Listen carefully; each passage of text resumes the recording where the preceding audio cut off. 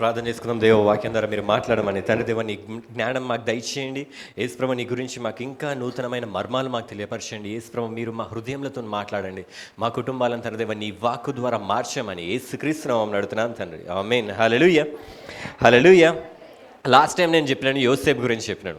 యోసేపు నేను చెప్పినప్పుడు ఏం చెప్పినంటే, యోసేపు బందికాణల నుంచి బయటకు వస్తాడు, ఫరో ఒక కళ వస్తుంది, ఆ కళ అర్థం చెప్తాడు. ఇవన్నీ నేను లాస్ట్ టైం చెప్పినాను.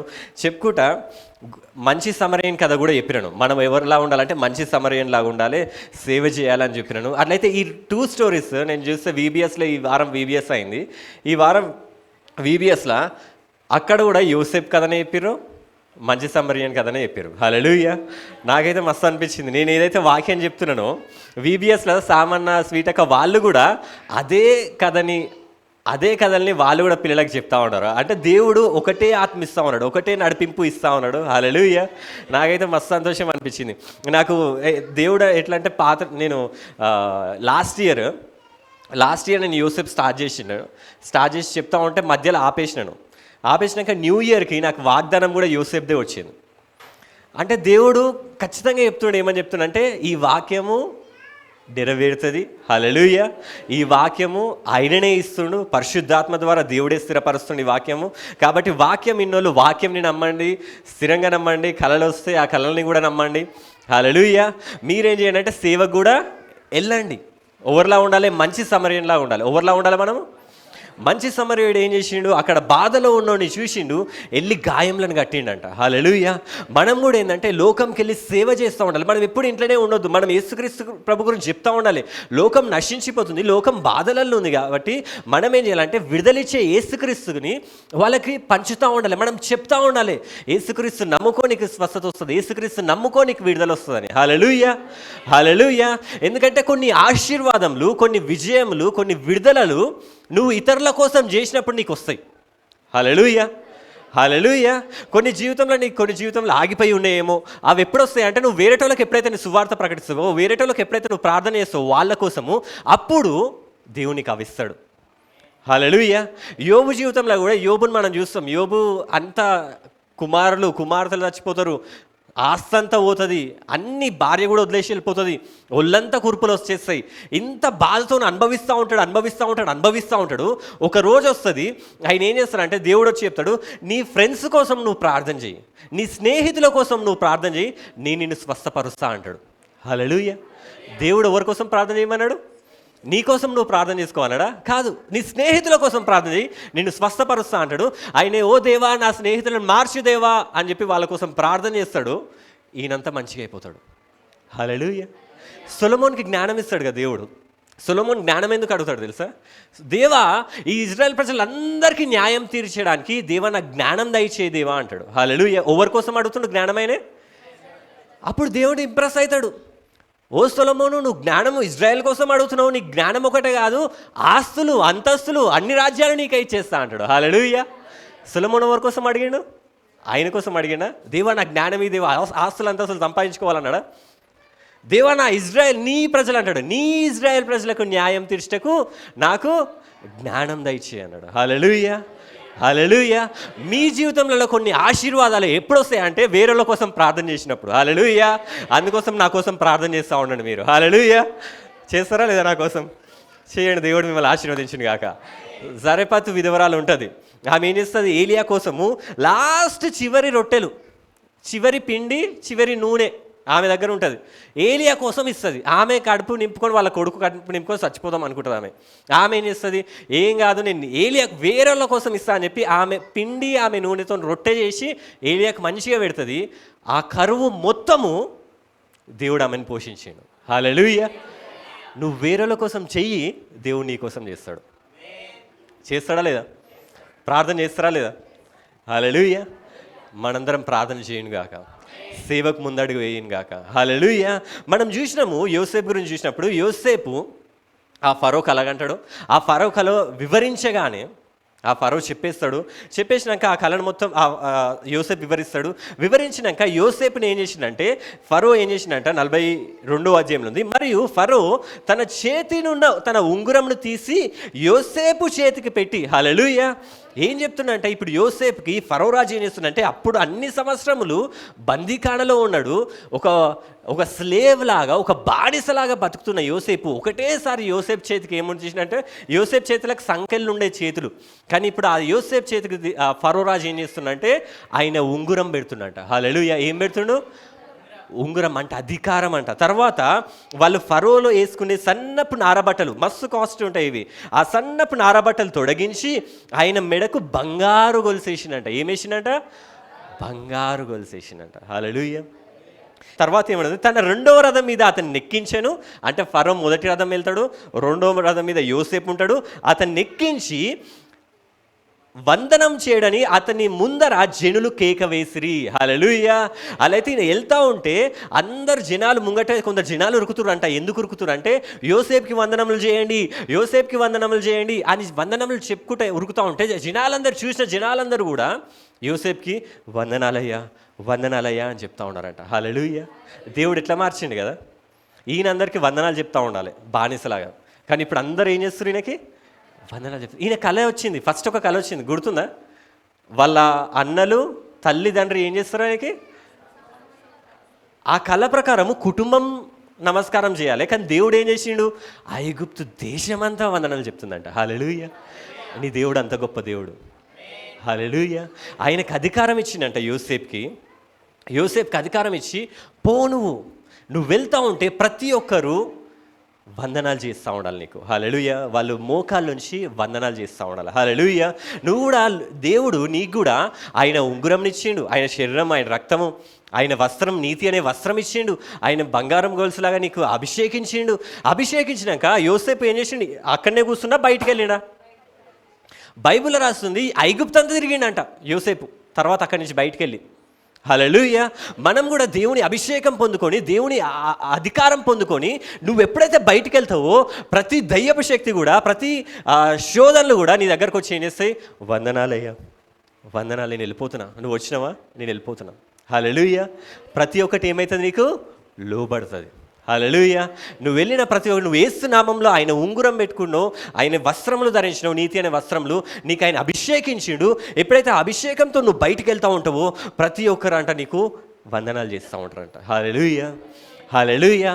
కాబట్టి నువ్వు బయటికి వెళ్ళు, సేవ చేయి, విస్తారంగా ఫలించు, దేవుని ప్రేమని చూపెట్టు. హల్లెలూయా.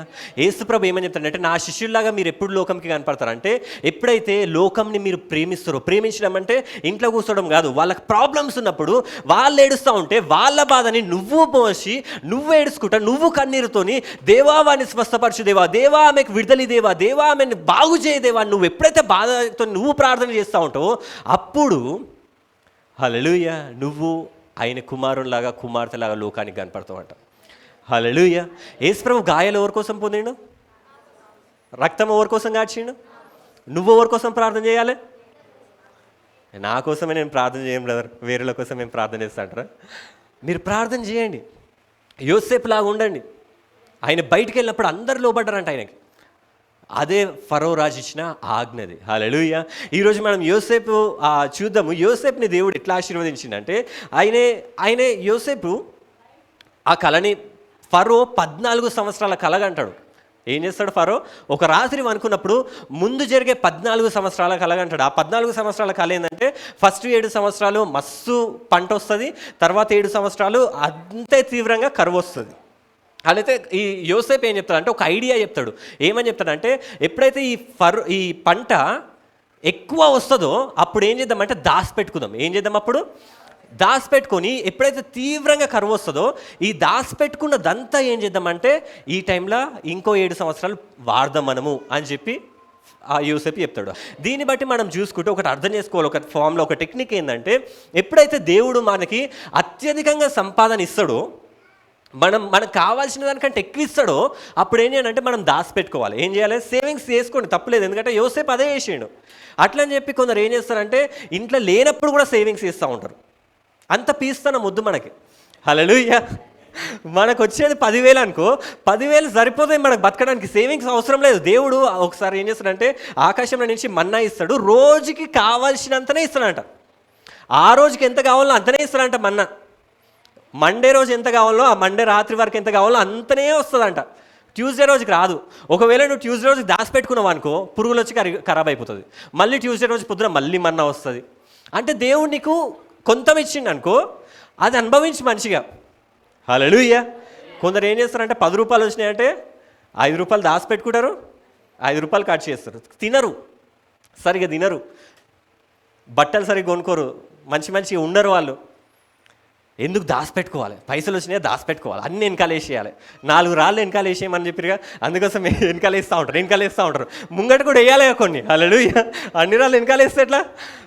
ముంగట కూడా కొన్ని రాళ్ళు ఉండాలి. కొందరు ఏం చేస్తాడు, వచ్చిన పైసలు అన్నీ తీసి దాచిపెడుతూనే ఉంటారు. తినడానికి ఏమన్నా ఉండాలి అంటే ఏముండదు, ఇంట్లోకి వెళ్ళి అన్ని గిన్నెలన్నీ ఖాళీ, అన్నం ఉండదు, కూర ఉండదు, సరిగా గిత్త వండుతారు, మళ్ళీ ఖరాబ్ అయిపోతుంది, వేస్ట్ చేయొద్దు. అట్లాగా దేవుడు ఆ రోజు కావాల్సినది ఆ రోజుకి ఇస్తాడు మనకి. ఒకవేళ దేవుడు ఏం చేస్తాడంటే ఫ్రైడే రోజు ఎక్కువ ఇస్తాడు మన్నా, ఎందుకంటే సాటర్డే రోజు ఇయ్యాడు దేవుడు. ఆ సాటర్డే రోజుకి దాచిపెట్టుకోవాలి. ఎక్కువ ఇచ్చిండు అనుకో దేవుడు, మనకు అవసరాలకి కంటే ఎక్కువ పైసలు ఉన్నాయి అనుకో, అప్పుడు దాచిపెట్టుకోండి. అవసరాలను సాక్రిఫైస్ చేసి దాచిపెట్టుకోకండి. అర్థమవుతుందా? నీకు అవసరం ఉంది, ఖర్చు చేసే నీ దగ్గర ఉన్న పైసలు దాచిపెట్టుకోకు. దేవుడు ఇస్తాడు. రేపటి రోజు దేవునికి ఏం కావాలో తెలుసు, అప్పుడు రేపు దేవుడు ఇస్తాడు. దేవుడు ఏ నాటికి ఈడు ఆ నాటికే. హల్లెలూయా. యోసేపు ఎందుకు దాచిపెట్టిండు అంటే ఆయనకి ఎక్కువ వచ్చింది కాబట్టి కొంచెం తీసి దాచిపెట్టుకోండు. మనోళ్ళు ఏం చేస్తారో రానే రాదు, అయినా అందులోకెళ్ళి తీసి దాచిపెడతాను. నేను తినను, కడుపు మార్చుకుంటా, నేను సరిగా ఉండను, సరిగా రెడీగాను, సరిగా బట్టలు వేసుకోను, సరిగా నేను ఏం కొనను, దాచిపెట్టుకుంటా. అన్ని పైసలు దాచిపెట్టుకుంటా ఉంటారు వాళ్ళు.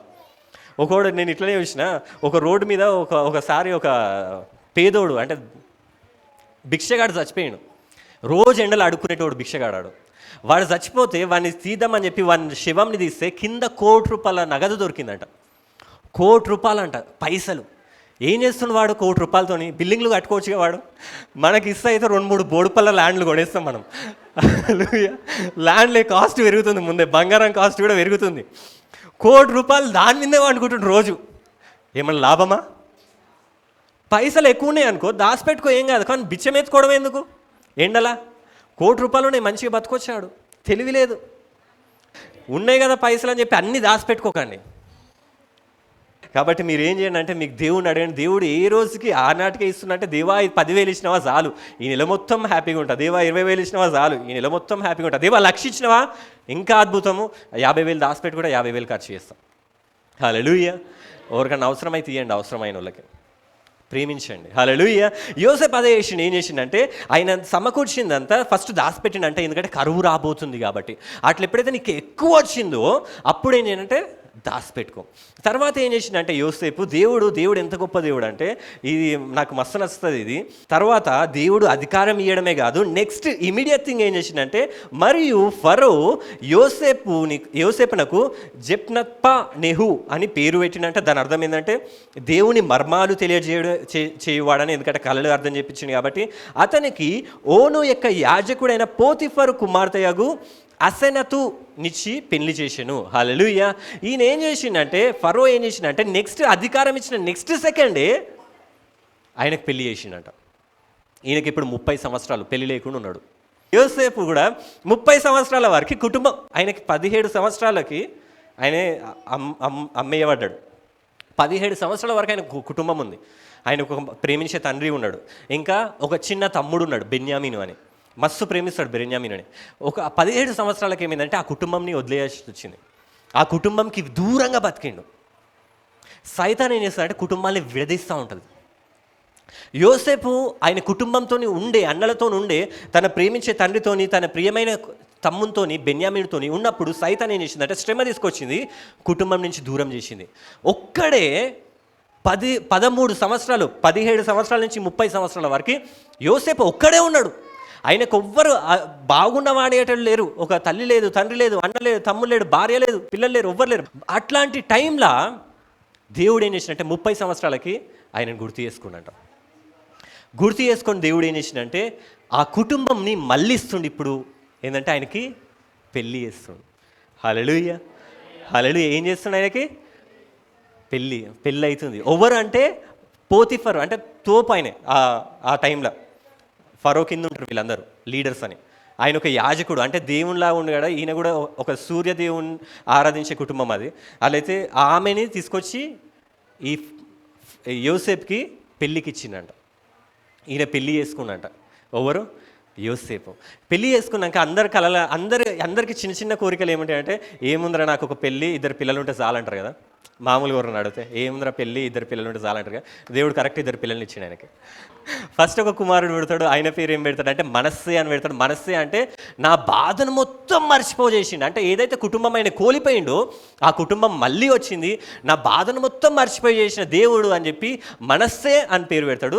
తర్వాత ఇంకో కొడుకు పుడతాడు.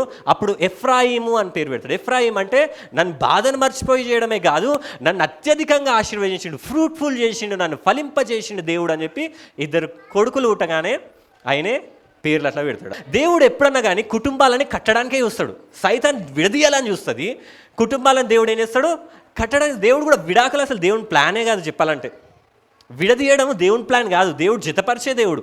దేవుడు ఆదమవ్వని చేసి ఏం చేసిండు? జతపరిచిండా విడదీసిండా? సైతాన్ ఏం చేసింది? విడదీయడానికి ట్రై చేసింది. అవ్వతో పాపం చేపించి. అయినా ఆదం విడగొట్టలేదు. కోపం రావాలి కానీ అవ్వను ప్రేమించిండు ఆదం. హల్లెలూయా. కీర్తనలలో ఉంటుంది యేసు ప్రభు దేవుని క్వాలిటీస్లలో ఒక క్వాలిటీస్ ఏంటంటే 68:6 దేవుడు ఏకాంగులను సంసారులుగా చేయవాడంట. హల్లెలూయా. దేవుడు ఒక్కరుగా ఉండరు అనుకో, వాళ్ళని సంసారులుగా చేస్తాడంట. హల్లెలూయా. దేవుని క్వాలిటీ అది. దేవుడు ఏంటంటే కుటుంబాలుగా చేస్తాడు. ఒక్కరుగా ఉండాలనుకోడు. మనం ఏంటంటే కుటుంబాలు ఇప్పుడు ఏమవుతున్నాయి అంటే విడదీయబడతా ఉన్నాయి. కోపాలు, ద్వేషాలతోని నువ్వెంత నేనెంత, నువ్వు ఇంట్లో ఉంటే నేను ఉండను, నేను సపరేట్ వెళ్ళిపోతా, నేను సపరేట్ ఉంటా. ఇట్లాంటి మాటలన్నీ వస్తూ ఉన్నాయి ఇప్పుడు. దేవుడు ఒక్కరిని సంసారులుగా చేస్తా అన్నాడు, సంసారాలను విడదీస్తా అని చెప్పలేదు.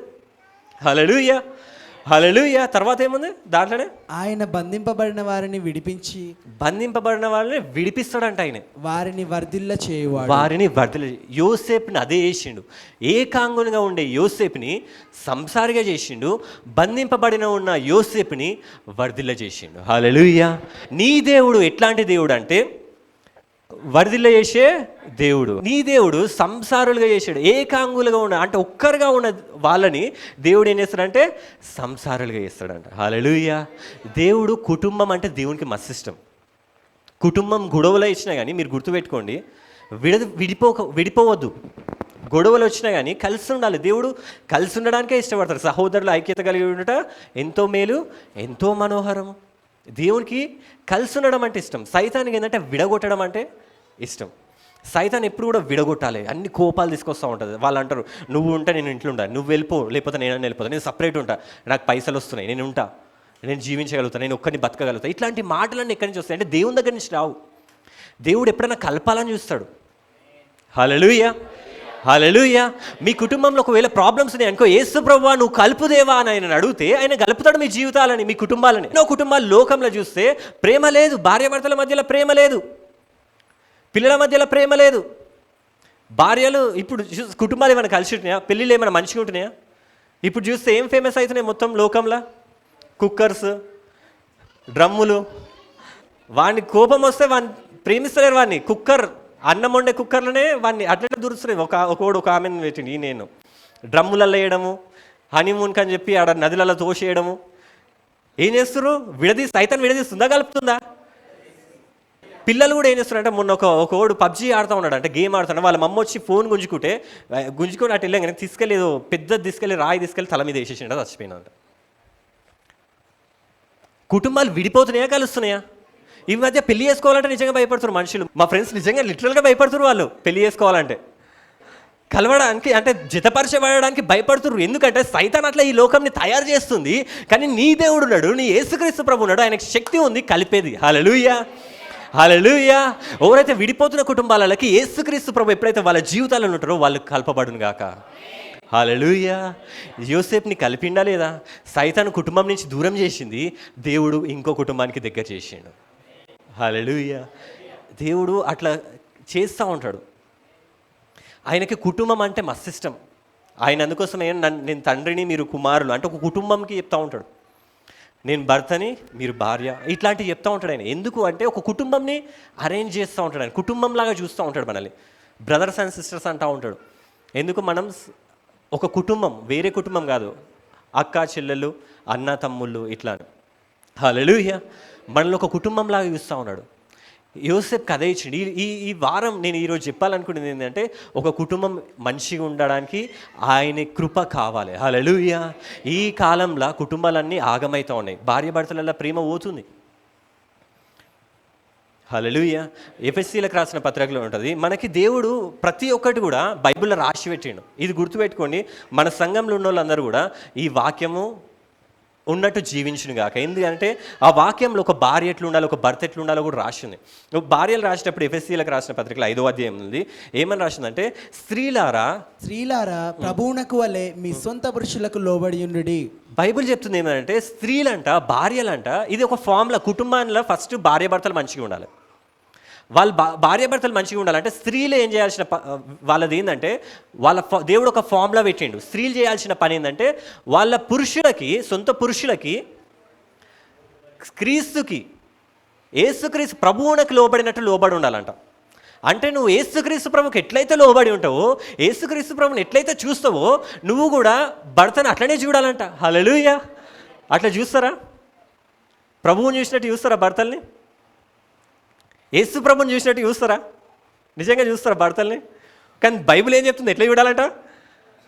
ప్రభువుని చూసినట్టు చూడాలంట. ప్రభువుకి లోబడినట్టు భార్యలు లోబడాలంట. హల్లెలూయా. హల్లెలూయా. మీరందరూ అట్లా లోబడును గాక. ఎట్లా లోబడాలి? ఎవరికి లోబడినట్టు లోబడాలి? యేసుక్రీస్తు ప్రభువుకి లోబడినట్టు భర్తలకు లోబడాలంట. అదే పద్ధతి. నేను గొప్ప వాడు వేస్ట్ ఇట్లా అనుకోదు. ఆయన ప్రభు. శారా అబ్రహాం అంటది ప్రభువా అని పిలుస్తుంది, లార్డ్ అని పిలుస్తుంది శారా. హల్లెలూయా. అబ్రహాము అని పేరు కూడా పెట్టి పిలవదు. ఏమని పిలుస్తుంది? లార్డ్, నా ప్రభువా అని పిలుస్తుంది. హల్లెలూయా. దేవునికి అదే ఇష్టము. స్త్రీలు అట్లా లోబడి ఉంటే అదే కరెక్ట్ పద్ధతి. పురుషుల కంటే గొప్పలు కదా. సామాన్య నిన్న 2.5 గంటలు చెప్పిండు వాక్యం ఇదే కుటుంబాల గురించి. నేను ఇదే ప్రిపేర్ అవుతున్నా, సామాన్య అదే చెప్తుండు. ఒకసారి అంటే ఒక భార్యాభర్తలు గొడవ పడుతారంట. గొడవ పడుకుంటా వాళ్ళు రోడ్ మీద వెళ్తూ ఉంటే వాళ్ళకు ఒక బావి కనపడదంట. ఆ బావి స్పెషాలిటీ ఏంటంటే, ఆ బావిని ఎవరైతే ఆనుకొని కోరికలు కోరుస్తాడు, రాసిందంట కోరికలు తీర్చే బావి అని. ఆ బావిని ఎవరైతే ఆనుకొని కోరికలు కోరుకుంటారో ఆ కోరికలు తీరుతాయని రాసిందంట. వాళ్ళైతే భార్య అన్నదంట, నడువు ఆడికి పోదామంటే అవసరం లేదు అవన్నీ నమ్మంటే నెత్తి మీద ఒకటి కొట్టిందంట. కొట్టగానే సరే నడు, నువ్వు ఏది చెప్తే అదే అని చెప్పి ఆ బావి దగ్గరికి వెళ్ళిరంట ఇద్దరు. వాళ్ళైతే వీడు ఒకటి కోరుకుంటున్నంట, ఆమె ఒకటి కోరుకుంటుందంట బావిని ఆనుకొని. అలాగే ఆమెకు అనిపించిందంట, ఆ అనుకొని అడిగితేనే కోరికలు జరుగుతాయి, దాని మీద కూర్చొని అడిగితే ఇంకెంత మంచి జరుగుతాయి అని చెప్పి దాని మీద కూర్చుందంట. ఆమె కూర్చొని ఆమె కోరుకుంటుందంట, వీడు దానికి ఆనుకొని కోరుకుంటుందంట. ఆమె అట్లనే కోరుకుంటా బావిలో పడిపోయిందంట. పడిపోగానే నా కోరిక నెరవేరింది అనుకుంటా, ఈ బావి నిజమైనదే అనుకుంటా. అట్లాంటి కోరికలు ఉండాలా భర్తలకి? ఇంకోసారి ఒక ఆమె ఇద్దరు గొడవ పడ్డారంట. ఇద్దరు కూర్చొని ప్రార్థన చేస్తారంట భార్య భర్తలు.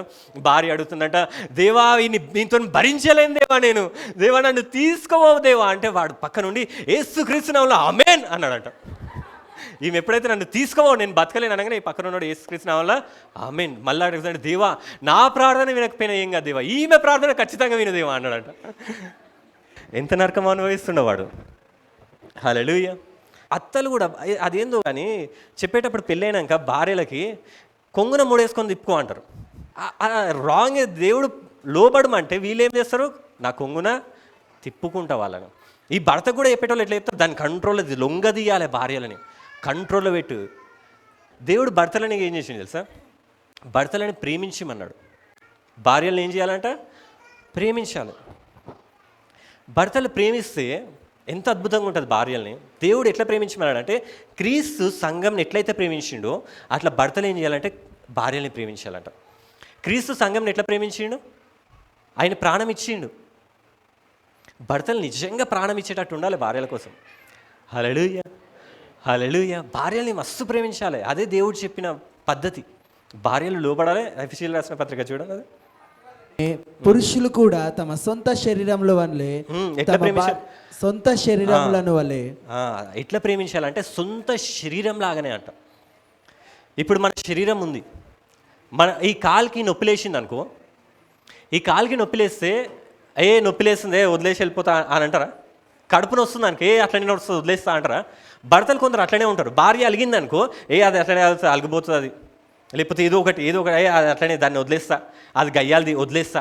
అట్లా కాదంట, తన సొంత శరీరంని చూసుకున్నట్టు చూసుకోవాలంట. ప్రేమ ఎక్కడి నుంచి వస్తుంది అంటే దేవుని దగ్గర నుంచే వస్తుంది. మళ్ళీ ఆ ప్రేమ రావాలంటే కూడా కడుపు నొప్పి వచ్చినప్పుడు ఎట్లయితే మనము మన గురించి ఆలోచిస్తాం, మరి నేను ఇది తినాలి, ఇది తినొద్దు, ఇట్లుండాలి, అట్లుండాలి, మనిషిగా వండుకోవాలి, ట్యాబ్లెట్స్ తీసుకోవాలి, ఇవన్నీ ఆలోచిస్తూ ఉంటారు కదా. అట్లనే భర్తలు కూడానంట తన సొంత శరీరం లాగా భార్యలు కూడా, భార్యకి ఏమైనా అయిందంటే అర్థం చేసుకోవాలి ఏంటంటే ఆమెను ఫస్ట్ నా ప్రయారిటీ ఆమెను నేను ఫస్ట్ చూసుకోవాలి. ఎందుకంటే ఆమె సరిగా లేదనుకో ఏమవుతుంది, ఇంట్లో ఎవరు వండుతారు?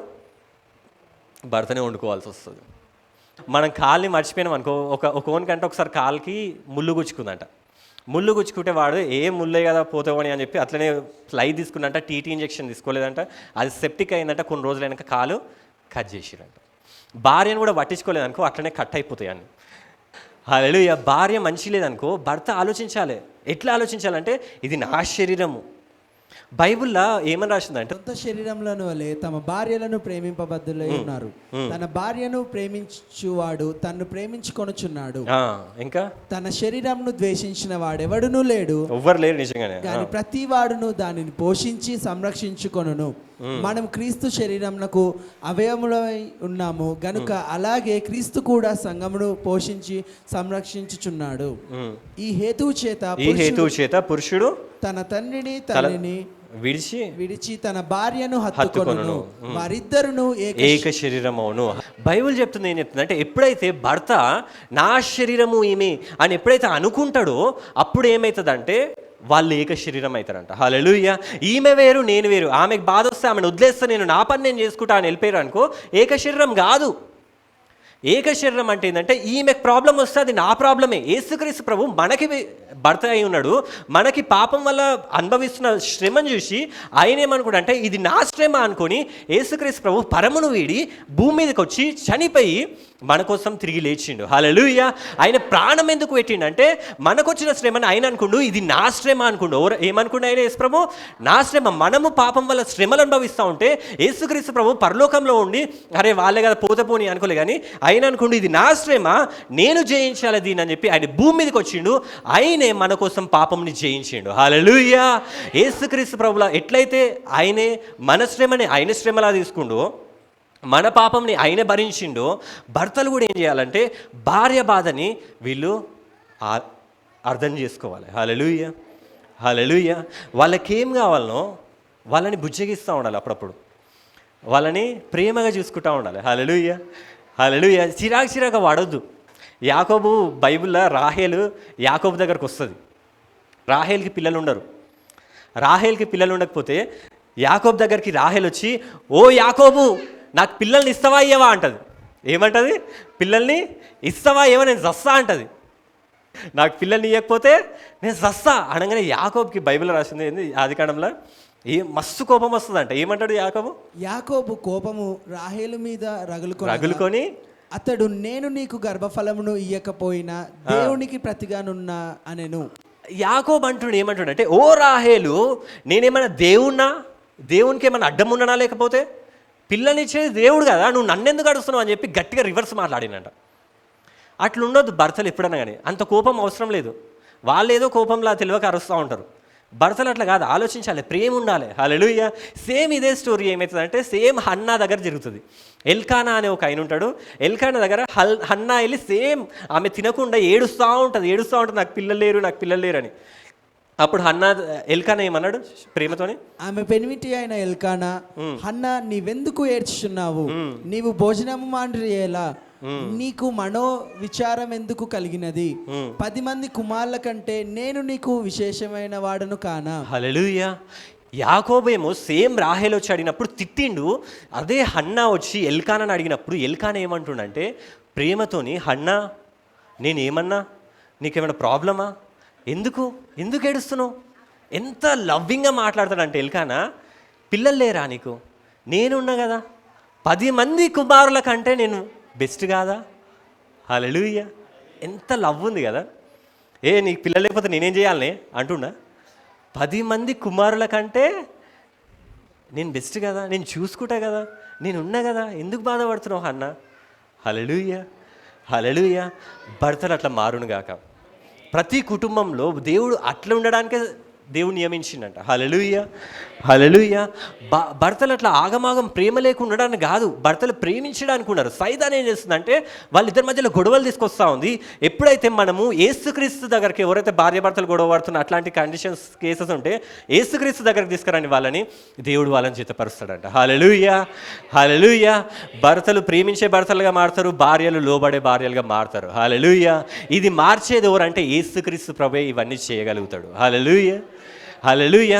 మనకి ప్రేయర్ పవర్ చర్చ్లో ఒకసారి ఏమైందంటే, రసూల్పురాల ఒక కుటుంబం ఉంటుంది. ఆ భర్త ఏం చేస్తారంటే ముళ్ళ కంప ఉంటుంది కదా, అవి ఆ కంపతోని రోజు వచ్చి కొట్టేదంట ఆ భార్యని. వాళ్ళైతే ఒకసారి ఆమె రోజు కొడుతూ ఉంటే ఒకసారి ఏం చేసిందంటే ఆమె రోడ్ల పంట ఉరుకుతూ ఉంటే ఉరుక్కుంటూ కొట్టేదంట ఆ భార్యని. ఒక రోజు అట్లనే రసూల్పురా నుంచి కొడుతూ ఉంటే ఉరుక్కుంటూ ఏం చేసిందంటే ఆమె రామ్నగర్ చర్చికి వచ్చింది. ఎందుకు? దాచుకోవడానికి. రామ్నగర్ చర్చికి వచ్చి, ఆ చర్చిలో అందరూ ఉండేవారికి అందరిలో వచ్చి దాచుకుందంట. నా భర్తకి ఇప్పుడు దొరకనని చెప్పి అక్కడ దాచుకొని ఉంటే అప్పుడు అక్కడ ఉన్నోళ్ళు ప్రార్థన చేస్తారంట. ఏం ప్రార్థన చేస్తారంటే వాళ్ళ భర్తల కోసం ప్రార్థన చేస్తారంట. దేవా మా భర్తను మార్చిదేవా, దేవా మా భర్తను మార్చిదేవా అని ప్రార్థన చేస్తూ ఉన్నారంట. అలా అయితే ఈమె దెబ్బలు తిని వచ్చి ఈమె చూసి ఏంది భర్తలను మార్చి దేవుడు కూడా ఉండడా అని చెప్పి ఆమె ఏం చేసిందంటే ఆమె కూడా వాళ్ళ దగ్గరికి వెళ్ళి, ఏం చేస్తారు మీరు అంటే, మేము భర్తలు మారడానికి ప్రార్థన చేస్తున్నాం అంటే, నా భర్త కూడా వేస్ట్గాడు ఉన్నాడు, వాడు నన్ను కొడుతూ ఉన్నాడు, వాడిని మార్చాలి దేవుడు అని చెప్పి వాని కోసం ప్రార్థన చేయండి అంటే అక్కడ అందరు కూర్చున్నారంట. కూర్చొని ప్రార్థన చేస్తున్నారంట. దేవా ఈమెను భర్తను మార్చదేవా, దేవా ఈమెను భర్తను మార్చదేవా అని ప్రార్థన చేస్తున్నారంట. ఆమె వెళ్ళిపోయినాక మళ్ళీ కొడుతుంటే మళ్ళీ సంఘానికి వచ్చిందంట. మళ్ళీ సంఘానికి వచ్చి నా భర్త మళ్ళీ కొడుతుండు, మళ్ళీ ప్రార్థన చేయండి అంటే మళ్ళీ ప్రార్థన చేసిరంట. అట్లా ప్రార్థన చేస్తూ ఉంటే ఆ భర్త ఎట్లా మారిపోయిందంటే, ఆయనే ఆమోస్తూ ఉంటే ఆమె వెనకాల ఈయన కూడా వచ్చిందట సంఘంలోకి. ఈయన మారిందంట. ఈయన ఏం చేసిందంటే యేసుక్రీస్తుని ఆమె అంగీకరించిందంట. ఈయన యేసుక్రీస్తులో ఈయన బాప్సం తీసుకున్నట్ట. ఈయన కూడా దేవుని ప్రేమ తెలిసిందంట. సామాన్య దగ్గర సేవకునిలాగా మారిందంట. ఈయన గొప్ప సేవకునిలాగా అయ్యి వాళ్ళ భార్యని కొట్టడం కాదు, ఇప్పుడు ప్రేమించడం స్టార్ట్ చేసిందంట. హల్లెలూయా, హల్లెలూయా. ఇద్దరు కలిసి ఏం చేసిందంటే సేవ చేయడం స్టార్ట్ చేసినట్ట. సిద్దిపేటలో వాళ్ళ కుటుంబ రిలేటివ్స్ని మొత్తం మార్చిరంట వాళ్ళందరూ. హల్లెలూయా, హల్లెలూయా. భార్యని కొడుతూ ఉంటే ఆమె దేవుని దగ్గరకు వచ్చింది. దేవుడు ఆ భర్తను మార్చిండా లేదా? సైతాన్ విడగొట్టాలని ట్రై చేస్తూ ఉంది. దేవుడు ఏం చేస్తూ ఉన్నాడు? ఏం చేస్తుంది దేవుడు? చెప్తలేరు. హల్లెలూయా. ఏం చేస్తుంది దేవుడు? జతపరుస్తుంది. సైతాన్ ఏం చేస్తుంది? విడదీస్తూ ఉంది. కాబట్టి మనము కూడా మన కుటుంబాలు ఎప్పుడైతే విడదీయబడుతున్నాయి అని అనిపిస్తున్నప్పుడు మనం ఏం చేయాలంటే ప్రార్థన చేయాలి. ఓ దేవా, నువ్వు జతపరిచే దేవుడు, నువ్వు యేసు నామములో ఏదంతా తీస్తే దేవుడు, కాబట్టి మా కుటుంబము జతపరచబడును గాక అని చెప్పి. హల్లెలూయా. కుటుంబ ప్రార్థనలు చేస్తూ ఉండే, ఇప్పటిదాకా ప్రవచనంలో కూడా వచ్చింది కుటుంబ ప్రార్థనలు చేయాలని. హల్లెలూయా. చేస్తారా లేదా కుటుంబ ప్రార్థనలు? చేయండి, దేవుడు మీకు విడుదల ఇస్తాడు. బైబిల్లో రాసింది పిల్లల కోసం కూడా. ఎవరైతే పిల్లల కోసం అడుగుతూ ఉంటారు కదా, దేవా నాకు పిల్లల్ని అని చెప్పి, భర్తలు కొందరు ఏం చేస్తారంటే ప్రతిదీ భార్య మీదే వేసేస్తూ ఉంటారు. పిల్లలు లేరనుకో, వాళ్ళు ఏం చేస్తారంటే నీ వల్లనే పిల్లలు అవుతారు, అనవసరంగా నేను పెళ్లి చేసుకున్నావు, దరిద్రపు దానవు నువ్వు, నీ వల్ల నాకు ఇది నష్టజాతకరాలు ఏమేమో ఉంటాయి కదా, కొత్త వర్డ్స్. ఆ వర్డ్స్ యూజ్ చేసి ఆ భార్యను తిడుతూ ఉంటారు. నీ వల్లనే నాకు ఈ స్థితి, నీ వల్లనే నాకు ఈ గతి, నిన్ను పెళ్లి చేసుకున్నా, అనవసరంగా నిన్ను కాకుండా వేరే వాళ్ళని పెళ్లి చేసుకోవాల్సింది, అది ఇదంతా వేస్ట్ థింగ్స్ ఇవన్నీ. బైబిల్లో రాసింది పిల్లలు పుట్టాలంటే భార్యలు కాదంట. దేవుడు పిల్లలకి వాగ్దానం ఎవరికిస్తాడు అంటే భార్య దగ్గరకు వచ్చి ఇయ్యడు. ఇగో ఓ శారా నీకు పిల్లలు ఇస్తాను ఇయ్యడు. దేవుడు అబ్రహాం దగ్గరికి వెళ్ళిండు. రిబ్కా గొడ్రాలు అయి ఉంటే బైబిల్లో రాసింది, ఇస్సాకు భార్య గొడ్రాలు గనుక అతడు ఆమె విషయమై యెహోవాను వేడుకొనెను, యెహోవా అతని ప్రార్థన వినెను గనుక. రిబ్కా గొడ్రాలు అయితే ఇస్సాకు ప్రార్థన చేసినట్ట. ఓ దేవా, నా భార్య గొడ్రాలు లాగుంది, నువ్వు గర్భఫలమి అంటే ఇస్సాకు ప్రార్థన విని రెబ్కాకి దేవుడు పిల్లలు ఇచ్చిండట. హల్లెలూయా. మనుషులు కొందరు తెలివిన భర్తలు మూర్ఖులు ఏం చేస్తారంటే భార్యకి పిల్లలు లేరనుకో వేరే ఆమెను పెళ్లి చేసుకుంటారు. వీడు ప్రార్థన చేయాలి, వేరే ఆమెను చేసుకుంటాడు, వేరే ఆమె దగ్గరికి వెళ్తూ ఉంటాడు. అట్లా అబ్రహాం వెళ్తాడు, శారన్ కాకుండా ఇంకో ఆమె దగ్గరికి వెళ్తాడు, హాగరు. అందుకోసమే ఇజ్రాయెల్కి ఇప్పుడు అగేన్స్ట్ ఉండే జనాంగం మొత్తం వాళ్ళే. ఇష్మాయేలు పుడతాడు, ఇప్పుడు కూడా ఇజ్రాయెల్కి ఇరాన్కి గొడవలు అవుతున్నాయి. ఎందుకు గొడవలు అవుతున్నాయి? అబ్రహాం షారాన్ కాకుండా హాగర్ దగ్గరికి వెళ్ళిండు, ఇప్పుడు ఇంకా గొడవలు అవుతాయి. యుద్ధాలు ఎందుకు అవుతాయి? నిజంగా అబ్రహాం ఏం చేసిండు? ఆ షారతో దేవుడు పిల్లల్ని ఇస్తాడు, షారన్ కాకుండా హాగర్ని పెళ్లి చేసుకుండు. ఇప్పుడు కూడా చాలా మంది ఏం చేస్తారు అంటే ఈమెకు పిల్లలు అయితే లేరని ఇంకో ఆమెను పెళ్లి చేసుకుంటా అంటారు. కాదు, నువ్వు ప్రార్థన చేయి. ఇస్సాకు ప్రార్థన చేసిండు, నీ ప్రార్థన దేవుడు వింటాడు. జకర్యా కూడా ఎలిజబెత్ గొడ్రాలై ఉంటుంది. జకర్యా ప్రార్థన చేస్తూ ఉంటే దేవదూత కనపడి జకర్యాతో అంటాడు, నీ ప్రార్థన విన్నా నేను, ఓ జకర్యా నీ ప్రార్థన విన్నా, ఎలిజబెత్ గర్భం తెరిచిన అంటాడు. హల్లెలూయా, హల్లెలూయా. స్త్రీల ప్రాబ్లం కాదు, స్త్రీలు కాదు, పురుషులు ప్రార్థన చేయాలి. ప్రతిదీ నువ్వు ప్రార్థన చేస్తలేవు, వీడు ప్రార్థన చేయడు, ఈమెకు చెప్తా ఉంటాడు, నువ్వు ప్రార్థన చేస్తలేవు, నువ్వు ఫాస్టింగ్ చేస్తలేవు, నువ్వు మెడిటేషన్ చేస్తలేవు, నువ్వు అది చేస్తలేవు, ఇది చేస్తలేవు, అందుకోసం నాకు పిల్లలు అవుతలేరు. కాదు, నువ్వు ప్రార్థన చేయి. దేవుడు ఆశీర్వాదము, గర్భఫలం అనేది పురుషునికి ఇచ్చింది. హల్లెలూయా. అంటే గర్భఫలం ఆశీర్వాదం. దేవుడు వచ్చి అబ్రహాంకి చెప్తాడు, వెయిట్ చేయాలి. కొన్నిసార్లు ఇస్సాకు 20 సంవత్సరాలు వెయిట్ చేసాడు.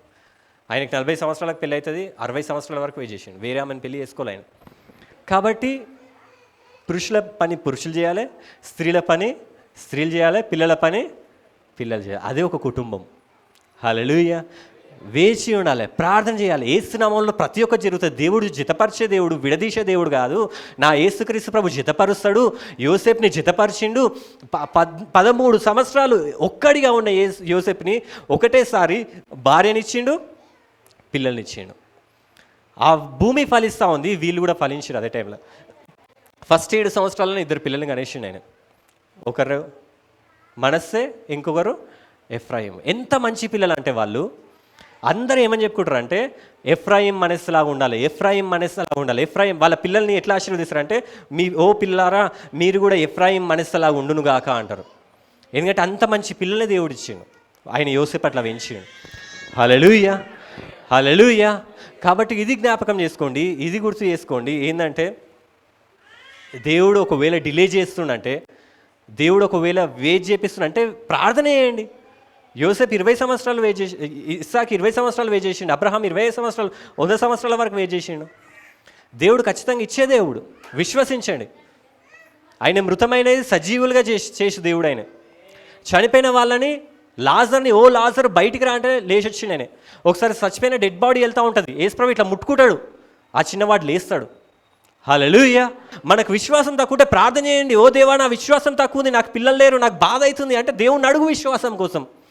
ప్రార్థన చేయి, వేరేల కోసం ప్రార్థన చేయి. ఫస్ట్ చెప్పినగా వేరేల కోసం ప్రార్థన చేస్తే దేవుడు మనకు చేస్తాడని. హల్లెలూయా, హల్లెలూయా. చేస్తారా లేదా ప్రార్థన? ఆశీర్వాదాలు కావాలన్నా వద్దా? అబ్రహాం కూడా వేరే వాళ్ళ కోసం ప్రార్థన చేస్తారు. ఒక దేశమంతా సంతానం లేకుండా అయితే ఆ దేశం కోసం ప్రార్థన చేస్తాడు, ఆ దేశంకి సంతానం కలుగుతుంది, నెక్స్ట్ డే ఈయనకి సంతానం కలుగుతుంది. హల్లెలూయా. ఎప్పుడు నా వాళ్ళు, నా కుటుంబం, నేను నేను నేను అని కాకుండా బయటల కోసం వెళ్తూ ఉండండి, ప్రార్థన చేస్తూ ఉండండి.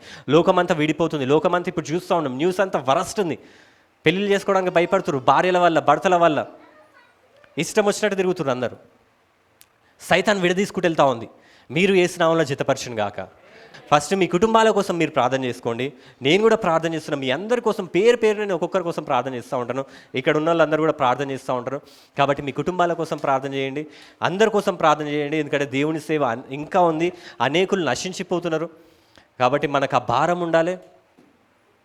మనం ఆ బైబిల్ ఏదైతుందో, భార్యలు లోబడి ఉండాలి, భర్తలు ప్రేమించాలి, తన సొంత శరీరం వలె భార్యల్ని ప్రేమించాలి. మన క్రైస్తవులందరూ కూడా ఈ ప్రేమని లోకానికి చూపెట్టాలి. గొడవలు పడవద్దు, భార్యని ఇట్లా లొంగ తీసుకోవాలి, ఇట్లాంటి మాటలు రావద్దు.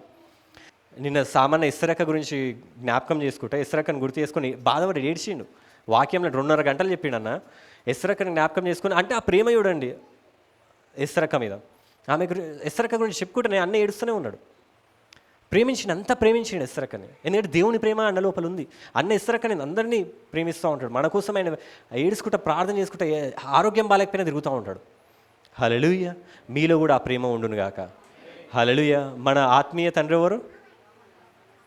తండ్రి ఎట్లున్నాడు, పిల్లలు కూడా అట్లనే ఉండాలా లేదా? ఉండాలా? మీ ఆత్మీయ తండ్రి ఇంకోరన్నా ఉన్నారా? లేరుగా. హల్లెలూయా. మీరు కూడా అట్లా మారును గాక. ఇతరుల కోసం ప్రార్థన చేస్తారా లేదా?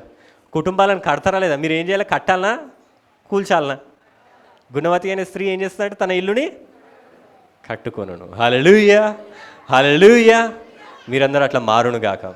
యోసేపుని దేవుడు ఎట్లయితే జతపరిచిండు, యోసేపుని ఎట్లయితే ఆయన ఒక కుటుంబాన్ని ఏకాంగులని ఆయన ఏం చేసిండు, సంసారులాగా మార్చిండట. అట్లనే ఎవరైతే విడిపోయి ఉన్నారో వాళ్ళందరినీ దేవుడు జతపరిచిండు గాక. హల్లెలూయా. మన కుటుంబాలు అయితే ఎవరైతే వస్తలేరో యేసు ప్రభువులకి, ఎవరైతే రక్షణ పొందలేదో వాళ్ళందరూ కూడా రక్షణ మార్గంలో ఉండును గాక. దేవుడు ఇచ్చిన వాక్యం దేవుడు ఇచ్చిన గాక. ఆమేన్.